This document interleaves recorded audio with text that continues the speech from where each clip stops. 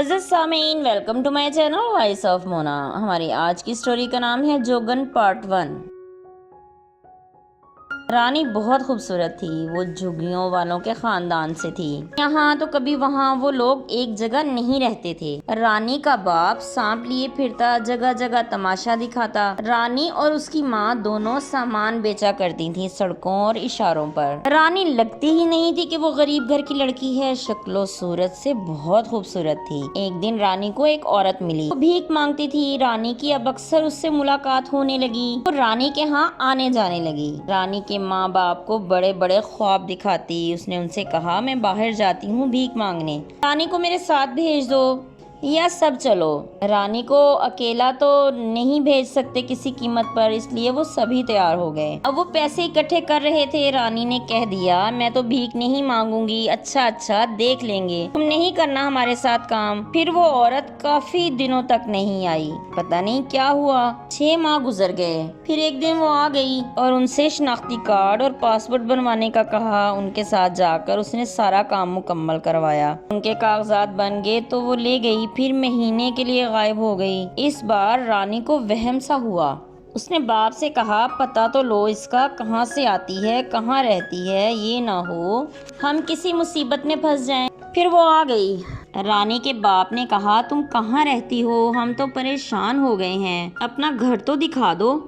उसने कहा, ठीक है, तुम एतवार को आ जाना मेरे घर, मैं कुछ गलत नहीं करूँगी तुम्हारे साथ। वैसे ही मुझे रानी से प्यार है, उसकी मोहब्बत में आ जाती हूँ। मैं चाहती हूँ अपने नाम की तरह ये राज करे। रानी है तो रानी बनकर रहे। ये जगह जगह ख्वार होती है, मुझे दुख होता है। मुझे पता है तुम अपने जैसे ही किसी जोगी से इसकी शादी कर दोगे। नहीं नहीं, मैं ऐसा कुछ नहीं करूँगा। मुझे भी अजीज़ है, ये मेरी बेटी है और ये मेरा और मेरी बीवी का वाहिद सहारा है। फिर वो चली गई। सब अपने अपने कामों में मसरूफ़ हो गए। संडे को ये लोग तैयार होकर बताए हुए एड्रेस पर पहुंच गए। वो बहुत अच्छे इलाके और ख़ूबसूरत घर में रहती थी। वो लग ही नहीं रही थी कि मांगने वाली है। उसकी आज हालत ही चेंज थी। उसने बहुत खुशी से उनका इस्तकबाल किया और बहुत पुरतकल्लुफ़ खाना बनाया। घर देखकर ये लोग हैरान थे। शम्सा ने आज ही उन्हें अपना नाम बताया। रानी सोच में पड़ गई, उसकी क्या कहानी है। खाना बहुत पुरतकल्लुफ़ था। रानी ने शम्सा से पूछ ही लिया, आपके तो बड़े ठाट बाट हैं।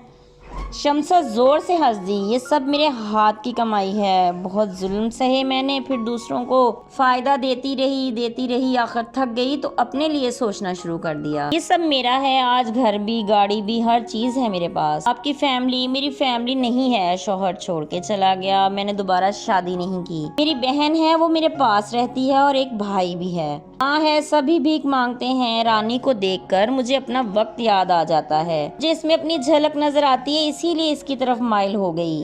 अब तो यकीन आया मुझ पर। आ गया। वो हंस दिए, ये मेरा अपना घर है। शम्सा ने रानी को मोबाइल भी दे दिया। ये मेरा नंबर भी है। रानी को यकीन आ गया था उसकी बातों पर।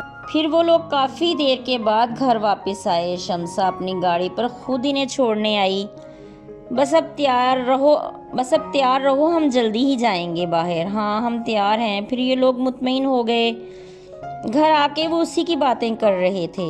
रानी भी अमीर होने के ख्वाब देख रही थी। रानी ने तकलीफ में वक्त गुजारा था। उसके माँ बाप ने भी। शम्सा से मिलकर उनकी उम्मीद जागी थी, लेकिन उनको ये समझ नहीं थी कि वो जो काम करती थी वो सही था या गलत। सुबह हुई तो रानी का बाप सांप लेकर निकल गया और वो दोनों सामान बेचने। उन्हें पैसा चाहिए था बाहर जाने के लिए। वो अपने अपने काम में मसरूफ हो गए। जीते रहिए, खुश रहिए। मिलते हैं इस कहानी के अगले हिस्से के साथ।